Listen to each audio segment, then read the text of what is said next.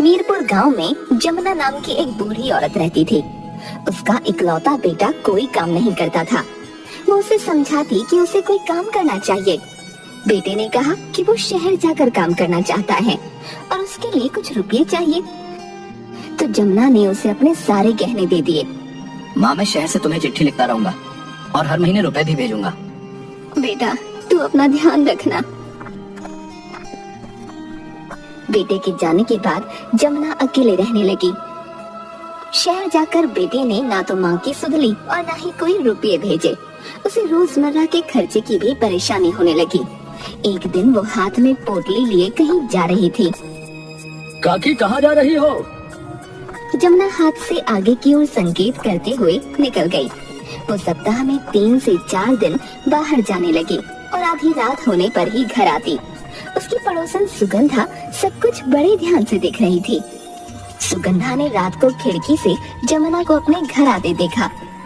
अजी, सुनते हो? जरा पता तो लगाओ कि जमुना काकी इस उम्र में जाती कहाँ है? देखो तो, इतनी रात को अंधेरे में वापस आई है। अरे तुम्हें क्या है, जाने तो जहाँ जाती है। बेटा तो शहर जाके माँ को भूल ही गया। काकी के सारे गहने भी काम खोलने के बहाने ले गया। तभी तो कह रही हूँ, पता करो ये अपना घर कैसे चला रही है। इतनी रात को घर वापस आती है, मुझे कुछ ठीक नहीं लग रहा। मेरे पास इतना समय नहीं है कि मैं ये फालतू की बातें पता करता फिरूं। बहुत काम रहता है। और तुम क्या आधी रात को काकी काकी कर रही हो, हैं? अब तुम खुद भी आराम करो और मुझे भी करने दो। आप भी ना मेरी बात पर कभी ध्यान नहीं देते। सुबह काकी सुगंधा का दरवाजा खटखटाती है। अरे कौन है इतनी सुबह सुबह, चैन से सोने भी नहीं देते। सुगंधा दरवाजा खोलकर, अरे काकी तुम, आओ अंदर आओ। नहीं सुगंधा, अभी नहीं, बहुत काम है। एक कटोरी देते हुए, ये ले हलवा, अभी अभी बनाया है, एकदम गर्मा गर्म है। तेरे बिट्टू को हलवा बहुत पसंद है ना, उसे खिला देना। आज कोई अनोखी बात है, आज मेरे राजा का जन्मदिन है। ओहो, आप भी ना काकी उस भगोड़े में अभी भी मन लगा के बैठी हो। बुढ़ापा खराब कर दिया उसने आपका। इस उम्र में जब इंसान अपने परिवार के साथ चैन से रहता है, वो सब कुछ लेके आपको अकेला छोड़ के भाग गया। मैं अपने बेटे से बहुत प्यार करती हूँ, वो जैसा भी है मेरा बेटा है। अच्छा काकी, तुम जाती कहाँ हो? ऐसा कौन सा काम है जो इतनी रात को घर आती हो? अब तू छोड़ दे ये बात, मैं चलती हूँ। हो ना हो, कुछ तो गड़बड़ है काकी। थोड़ी देर बाद बिट्टू की तबीयत खराब हो गई। वो उल्टियाँ करने लगा। तुमने आज इसे क्या खिला दिया? बेचारा कब से उल्टियाँ कर रहा है। मैंने तो इसे अभी तक कुछ खाने को नहीं दिया। काकी सुबह हलवा दे गई थी, बस वही तो खाने को दिया था। पापा, माँ, मैं मर रहा हूँ। नहीं बेटा, ऐसा नहीं कहते, अभी ठीक हो जाएगा। चल डॉक्टर के पास चल। सुबह तो अच्छा खासा था, पता नहीं किसकी नजर लग गई। आप इसे जल्दी डॉक्टर के पास ले जाइए, नहीं तो इसके शरीर में पानी की कमी हो जाएगी।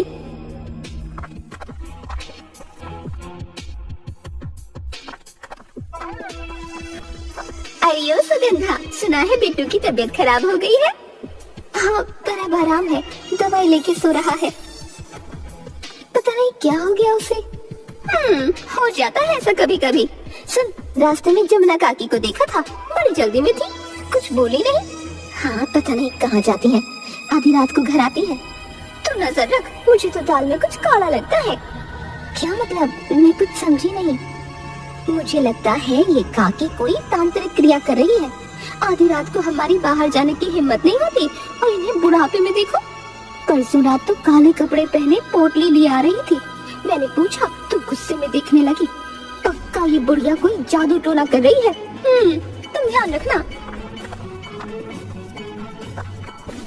आज सुबह काकी का हलवा खाते ही बिट्टू की भी तबीयत खराब हो गई। हे भगवान। रात को वो अपने घर के आंगन से चारपाई उठा रही थी, तभी सामने के रास्ते से एक काली परछाई आती हुई दिखी। काले कपड़े पहने, बाल खोले, सिर पर मोटी लाल बिंदी और खूब काजल लगाए एक बुढ़िया हाथ में लालटेन लिए लाठी टेकते हुए आ रही थी। उसे देखकर सुगंधा डरकर अपने घर के अंदर भाग गई। हे भगवान, रक्षा कर, पता नहीं कौन सी बुरी आत्मा है। उसने खिड़की में से ध्यान से देखा। वो औरत जमुना काकी के घर में गई। अच्छा, तो ये जमुना काकी है। पता नहीं ऐसा रूप बनाकर ये जाती कहाँ है। मेरी तो जान ही निकल गई कि ये कौन है। काकी, तुम्हें तो मैं सुबह देखती हूँ। तभी गांव के कुछ आदमी लाठियां और लालटेन लिए हुए आए। माधव, ओ माधव, जल्दी बाहर आ। सुनिए जी, बाहर कुछ लोग आपको बुला रहे हैं। इतनी रात गए कौन है? माधव बाहर आता है। जल्दी चल हमारे साथ। क्या हुआ, कुछ बताओ तो। कैलाश का बेटा नहीं मिल रहा, उसे ढूंढने चल। 3 घंटे पहले घर से थोड़ा टहलने गया था, पर अब तक नहीं आया। उसे अंधेरे से बहुत डर लगता है। माधव उनके साथ चला गया। हे भगवान, इतनी देर हो गई, ये अभी तक आए क्यों नहीं? सुगंधा, अरे ओ सुगंधा। सुगंधा बाहर आकर, अरे गौरी तुम? हाँ, मेरा जी घबरा रहा था। गांव के सारे आदमी अब तक नहीं आए। बैठे बैठे दोनों को नींद आ गई।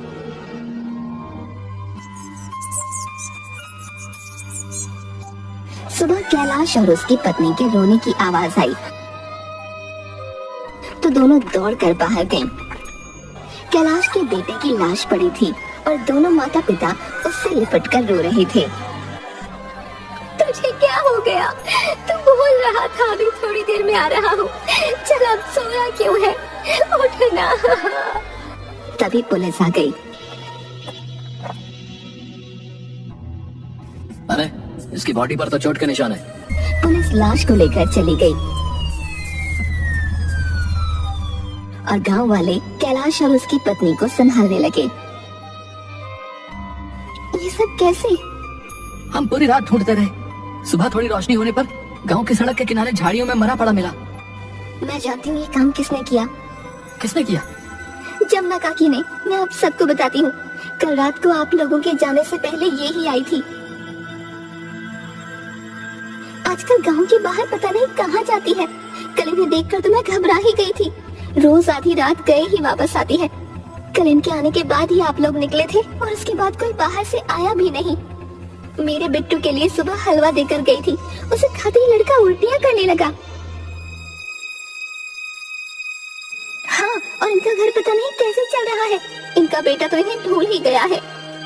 बुरा मत मानना, कई दिनों से शक तो मुझे भी था कि अजीब अजीब हरकतें कर रही है। शायद कोई तांत्रिक क्रिया।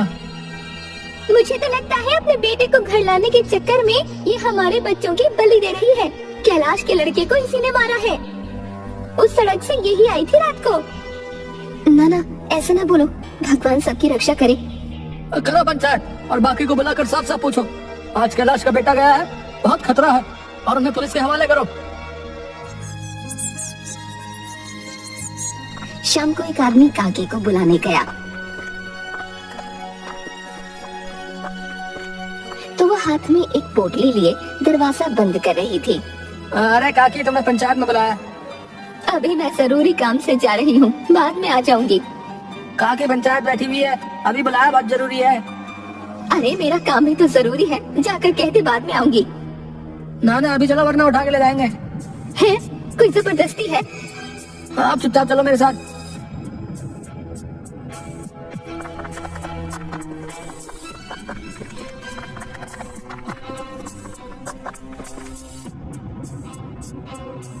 काकी पंचायत में आई।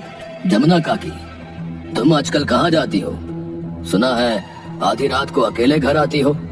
मैं कहीं भी जाऊँ, कभी भी आऊँ, गाँव को इससे क्या? पोटली में क्या है? कुछ नहीं। इसे खोल कर दिखाओ। ना ना, ये मेरी है, क्यों दिखाऊं? मुखिया के इशारे पर एक आदमी ने काकी से पोटली जबरदस्ती लेकर खोली।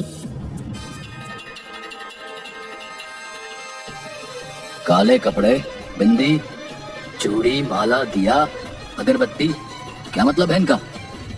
मैं न कहती थी ये कोई तांत्रिक क्रिया करती है, और आज पता नहीं किसकी बलि देगी। बिल्कुल ठीक कह रही हो। कल रात को चुड़ैल के भेष में आई थी। मैं तो डर ही गई, पहचान ही नहीं पाई कि काकी थी। काकी, क्या ये सही कर रही है? इसी ने मारा है कैलाश के लड़के को। मुखिया जी, इसे तो सीधे पुलिस के हवाले कर दो। काकी, तुम्हें अपनी सफाई में कुछ कहना है, या ये जो लोग कह रहे हैं वो सच है? तुम्हारे रहने के तौर तरीकों से तो इनकी बात सच लग रही है। मैं क्या बताऊं, मुझे देर हो रही है, मैं जा रही हूँ। काकी वहाँ से जाने लगी तो मुखिया ने एक आदमी को रोकने का संकेत किया और वो काकी का रास्ता रोककर खड़ा हो गया। मैं तो कहता हूँ इस बुढ़िया को ऐसा सबक सिखाओ कि इसका सारा जादू टोना निकल जाए। हाँ, कहते हुए उसने एक कंकड़ उठाकर उन पर फेंक दिया। इन्हें इस गांव से धक्का मारकर निकाल दो। आदमी काकी का हाथ पकड़कर उन्हें जबरदस्ती खींचने लगा और वो गिर गईं।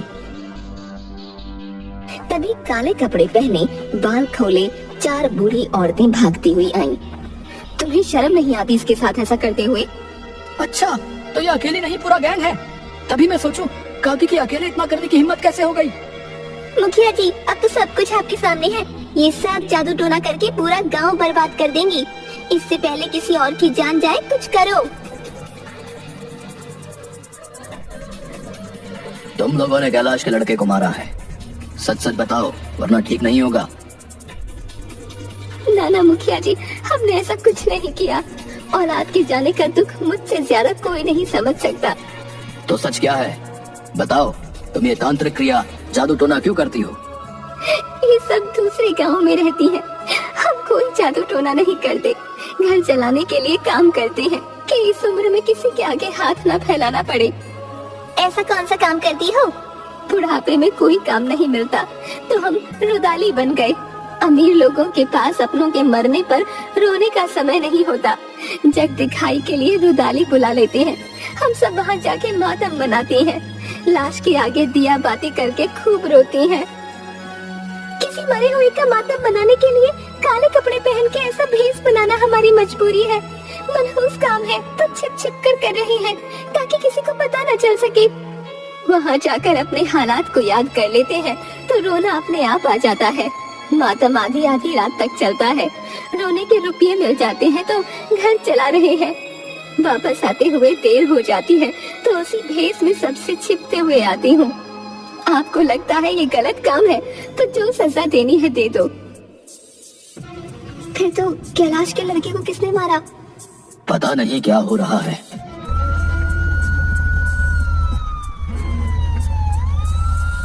तभी पुलिस वाले आ गए। भाई सभी सुन लो, कैलाश के बेटे की हत्या किसी इंसान ने नहीं जानवर ने की है। पोस्टमार्टम में उसके शरीर पर जो चोट के निशान पाए गए हैं वो एक बैल के सींग के हैं। बैल के? ये कैसे हो गया? मेरे ख्याल से यहाँ तो रात को सब अपने बैलों को बांध के रखते हैं। हमारी तहकीकात में पता चला है कि जमींदार का एक खतरनाक बैल कल रात को उसके नौकर को धक्का मारकर बाहर निकल गया था। नौकर ने डर से किसी को ये बात नहीं बताई। इससे ये थोड़ी पता चला कि बैल ने उसे मारा है। भाई हमारे पास बहुत सबूत है। जब वो बैल वापस आया तो उसके सींगों पर खून के निशान थे। वो खून कैलाश के लड़के का है। हमने बैल, जमींदार और उसके नौकर तीनों को हिरासत में ले लिया है। कहकर वे वहाँ से चले गए। काकी, तुम्हें छिपकर काम करने की कोई जरूरत नहीं है। हमें माफ कर दो। मुखिया जी, किसी अजनबी के मरने पर रुपये लेकर मातम मनाने का काम कैसे बताते? आप लोग कैलाश और उसकी पत्नी को संभालो। उनका दुख मुझसे ज्यादा कोई नहीं समझ सकता।